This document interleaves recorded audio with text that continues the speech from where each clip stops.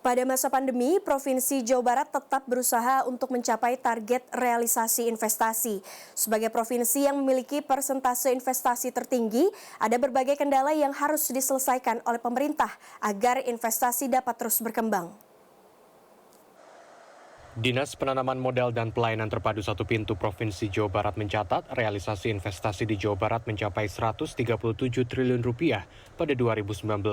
Pada masa pandemi ini, investasi di Jawa Barat hanya ditargetkan mencapai 99 triliun rupiah.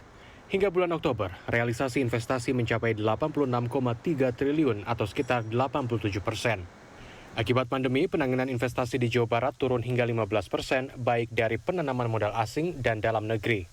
Negara investor terbanyak adalah Tiongkok, Jepang, dan Belanda. Investasi terbesar ada pada sektor konstruksi, transportasi, perumahan, dan kawasan industri perkantoran.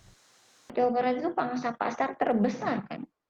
Kita tuh 50 juta penduduk itu kan pasar kan.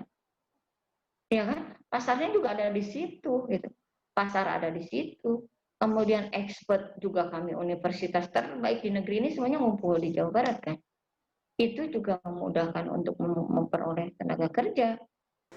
Namun Asosiasi Perstekstilan Indonesia atau API Jawa Barat menilai sulit bagi industri tekstil untuk terus melakukan ekspansi. Penyebabnya adalah perbedaan upah tenaga kerja yang tinggi dengan daerah lain. Namun apa yang tercipta gap yang dulu itu kan udah begitu lebar. Jadi meskipun sekarang kenaikannya cukup ditahan, tapi tetap gapnya ini kan tetap semakin lebar karena naik sekian persen patokannya dari persentasenya kan dari upah sebelumnya.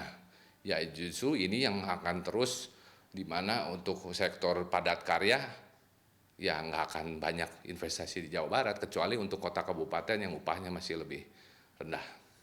Selain tingginya upah, pengamat ekonomi Acu Fiarta Kartabi menilai masih banyak hal yang perlu diperbaiki agar nilai investasi di Jawa Barat dapat terus meningkat.